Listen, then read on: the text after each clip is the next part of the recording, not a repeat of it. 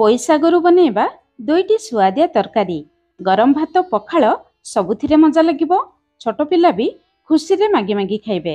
ଭିଡ଼ିଓକୁ ଶେଷ ପର୍ଯ୍ୟନ୍ତ ଦେଖିବା ପାଇଁ ଅନୁରୋଧ ରହିଲା। ଜୟ ଜଗନ୍ନାଥ। ମୁଁ ସସ୍ମିତା ଆପଣ ସମସ୍ତଙ୍କୁ ସ୍ୱାଗତ କରୁଛି ସସ୍ମିତା ଷ୍ଟାର କିଚେନକୁ। ଆଜିର ଦୁଇଟି ସୁଆଦିଆ ତରକାରୀ ବନେଇବା ପାଇଁ ଆମକୁ ଦରକାର କିଛି ପୋଇପତ୍ର। ପ୍ରଥମ ତରକାରୀ ବନେଇବା ପାଇଁ ଏମିତି ବଡ଼ ସାଇଜର ପତ୍ର ନେବେ। ବଡ଼ ସାଇଜର ପତ୍ର ନେଲେ ତରକାରୀ ବନେଇବା ପାଇଁ ସୁବିଧା ହେବ। प्रथमे पोई पत्र को पानी रे भल भाव धोई नेबे। बहुत माटी कादुओ लगी थाए। तापरे पोई नाड़ू बड़ पत्र गुड़ी को बाछि अलगा करनेबे। आज बड़ पत्र गोटे तरकारी बनेबा, छोट पत्र आउ गोटे तरकारी बनेबा। एठी देखंतु एतिकी बड़ पत्र आज आमे गोटे तरकारी बनेबा। एबे पत्र रे थिबा डेम्फ को काटी बात करिबा। डेम्फ रहिले तरकारी बनेबा पई सुविधा हबा नाही। प्रथमे सब पत्र डेम्फ काटी बात करिबा। पत्र रेडी ही गला। चलतु तरकारी बनेबा स्टार्ट करिबा। कढ़ई गरम करी गोटे चमच तेल गरम करिबा। तेल गरम हो जिबा परे आधा चामच जीरा देबा। गोटे छोट चामच बुट डाली बा चना डाली देबा। एबे गैस रो फ्लेम पूरा लो रखी बुट डाली को भाजिबा। लो फ्लेम रे भाजिले बुट डाली भल भाव रे भाजी जिवो। तरकारी रे खाइबा पई भल लागिवो। हाई फ्लेम रे भाजिले बुट डाली रो ऊपर अंश बहुत जल्दी लाल कलर हे जिवो, भितरे भल भाव रे भाजी परिबो नाही। लो फ्लेम रे एमिति हल्का लाल कलर हैला पर्यंत आमे भाजी नेबा। बुट डाली भाजी जिबा परे गोटे मीडियम साइज रो पियाज देबा। राग पई गोटे कंचा लंका देबा। जदि छोट पिला खाई पार नथुबे कंचा लंका को स्किप करिवे। एबे मीडियम फ्लेम रे पियाज को भाजिबा। पियाज भाजिबा समय रे अल्प भृषंग पत्र देबे। बहुत बढ़िया वासना आसीबो। मीडियम फ्लेम रे पियाज को हल्का भाजिबा, बेसी पोड़िबा नहीं। हल्का भाजी जिबा परे गोटे छोट चामच अदा रसुण छेचा देबा। अदा रसुण छेचा देले बहुत बढ़िया वासना आसीबो। मीडियम फ्लेम रे अदा रसुण रो कंचा वासना जिबा पर्यंत आमे भाजिबा। बेसी पोड़ी देले अदा रसुण रो वासना चली जिवो। तापरे गोटे बड़ साइज रो सिझा आलू देबा। आपण माने केते पोई पत्र नै छंती सेही हिसाब रे सिझा आलू देबे। मसला सहित गळै नेबा। एबे गैस रो फ्लेम पूरा लो रखिबा। आधा छोट चामच हळदी गुंड, आधा छोट चामच जीरा गुंड, आधा छोट चामच धनिया गुंड, आधा छोट चामच गरम मसला गुंड देबा। भलो कलर पई आधा छोट चामच काश्मीरी लंका गुंड देबा। राग पई हमें कंचा लंका देथिले। एई स्टेज रे आलू को देखी स्वाद अनुसार लुण देबे। मु लुण देबा लागि भूली जाइथिली, परे लुण देथिली। गुंड मसला देबा परे आउ गोटे रु 2 मिनिट पर्यंत आलू सहित कषि नेबा, जहा द्वारा गुंड मसलार कंचा वासना चली जिवो। आलू कषि जिबा परे शेष रे अल्प किछि धनिया पत्र देबा।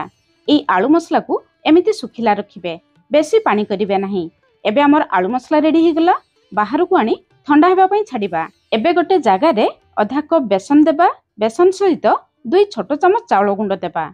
चाउल गुंड बदल रे आपण माने कॉर्नफ्लोर नहले आरारूट पाउडर दे परिबे। किछि नथिले मुठाए अरुआ चाउल को पानी रे बतुरे देबे। तापरे बाटी की दे परिबे। स्वाद अनुसार लुण देबा। एबे किछि मसला गुंड देबा। अल्प हळदी गुंड देबा, अल्प राग लंका गुंड देबा। भलो कलर पई अल्प काश्मीरी लंका गुंड देबा। अल्प जीरा गुंड, अल्प धनिया गुंड, एतिकी गुंड मसला देबा। गोटे छोट चामच अदा रसुण छेचा भी दे परिबे, न देले भी चलिबो। प्रथमे सबु गुंड मसला को बेसन सहित गळेबा। तापरे गोटे छोट चामच धळा राशि देबा। धळा राशि थिले निश्चय देबे, बहुत बढ़िया टेस्ट आसीबो। जदि नथिबो ताहले स्किप करिवे। बेस किछि धनिया पत्र देबा।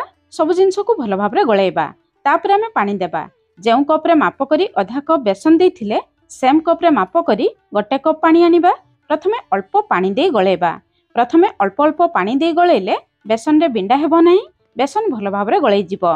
जतिकी पानी दरकार पड़िबो सेतिकी पानी देई बेसन रो घोळ बनेबा। ताहले दर्शक बंधु आपण मानकु गोटे अनुरोध, रेसिपी पसंद आसिले वीडियो को गोटे लाइक करंतु, निश्चय गोटे शेयर करंतु। चैनल नुआ थिले प्लीज चैनल को सब्सक्राइब करंतु। बेसन घोळ को एतिकी बहलिया रखिबे, बेसी पानी किंबा बेसी बहलिया करिवे नाही। स्पून पछपटे गार लगेइले देखंतु बेसन घोळ मझी को आसु नाही। एतिकी बहलिया रखिबे। आधा कप बेसन 2 चामच चाउल गुंड पई आमे गोटे कप पानी नेथिले। एतिकी पानी बळका रहिला। बेसन रो क्वालिटी उपरे पानी टिके एपट सपट लागिबो। एबे पोई पत्र रे बनेई रखितिबा आलू मसला को देबा। पत्र मझी रे देबे नाही, गोटे साइड रे देबे जेमिति वीडियो रे देखुचंती। तापरे पोई पत्र को एमिति फोल्ड करिवे। फोल्ड कर सारिबा परे हल्का हल्का प्रेस करिवे। भितरे आलू मसला भलो भाबरे सेट हि जिवो। तापरे बनेई रखितिबा बेसन घोळ रे एमिति बुडेइबे। ऊपरे बेसन घोळ लगेबे।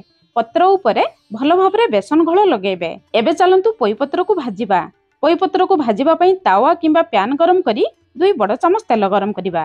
तेल गरम हो पर गोटे गोटे पोईपत्र को बेसन घोल भल भाव बुड़ेबे, तापरे तेल रे देबे। पोईपत्र रे बेसन घोल जेते भल भाव लागिबो बरा खाइबा पई सेते भल लागिबो।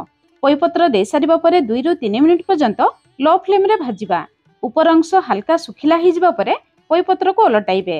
देखंतु दुई पट साइड रे बेसन घोल भल भाव लागी जाइछि। गैस रो फ्लेम पूरा लो रखी एपट सपट करी भाजिबे। पूरा लाल कलर हेला पर्यंत भाजिबे, ताहले पोईपत्र भल भाव सिझी जिवो, भितरे थिबा मसला भल भाव भाजी जिवो। टिके कंचा रहिले खाइबा पई भल लागिबो नाही। एमिति लाल कलर हे जिबा परे बाहर को बाहर करी आनिबा। एबे हम रेडी हे गला आलू पुर दिया सुआदिया पोईपत्र बरा। देखंतु बरा केते सुंदर देखा जाउछि। एबे चलंतु बनेबा आउ गोटे तरकारी। बड़ पत्र बाहर कर सारिबा परे जेतिकी छोट पत्र रहिला सेई छोट पत्र गुडी को बाहर करी आनिबा। एकाठी धरिबा, पत्र गुडी को छोट छोट काटी नेबा। पूरा छोट काटिबे, ताहले तरकारी रे खाइबा पई भल लागिबो। दर्शक बंधु, जदि आपण माने फेसबुक पेज रु वीडियो देखुचंती दया करी फेसबुक पेज को फॉलो करिवे। एमिति उपाय रे सबु पोईपत्र को काटी नेबे। प्रथम बरा बनै सारिबा परे एतिकी बेसन घोल बळका रहिछि। ए बळका बेसन घोल रे आज मु बरा बनैबी। आपण चाहिले ए मसला को फ्रेश बनै परिबे, नहले बळका बेसन घोल रे एमिति उपाय रे बनै परिबे। एबे गोटे छोट साइज रो पियाज देबा, गोटे छोट चामच अदा रसुण छेचा भी दे परिबे, गोटे रु 2टी कंचा लंका भी दे परिबे। जेहेतु छोट पिला खाइबे सेति पई मु कंचा लंका देउ नाही। काटी रखिथिबा पोईपत्र को देबा। पोईपत्र को मसला सहित गळे नेबा। टिके लूण चाखी देबे। जेतिकी लूण दरकार पड़िबो सेतिकी लूण देबे। लूण देई भल भाबरे गळे नेबे। एई पोईपत्र मिक्सचर को बेसी पानी किंबा बेसी बहलिया करिवे नाही। बेसी बेसन देले बेसन रो टेस्ट आसीबो, पोईपत्र रो टेस्ट आसीबो नाही। हाथ रे धरिले मिक्सचर देखंतु बरा शेप रे हे जाउछि। एमिति हेबा दरकार। आपण माने मिक्सचर को एतिकी बहलिया रखिबे। एबे चलंतु ए बरा गुडी को भाजिबा। सेही पैन रे देखंतु अल्प तेल अछि, आउ 2 चामच तेल देबा। आपण चाहिले अधिक तेल देई परिबे। तेल गरम हो जिबा परे मिक्सचर रु अल्प अल्प आनी छोट साइज रो बरा देबा। छोट साइज रो बरा देले बरा बहुत जल्दी भाजी जिवो। बरा दे सारिबा परे गैस रो फ्लेम पूरा लो रखी 2 ରୁ 3 मिनिट पर्यंत तळपट को भाजिबा पई छाडिबा। 2-3 मिनिट परे देखिबे बरार ऊपर अंश टिके सुखिला हो जिवो। टिके सुखिला हो जिबा परे बरा को ओलटाइबे, नहले बरा भांगी जिवो।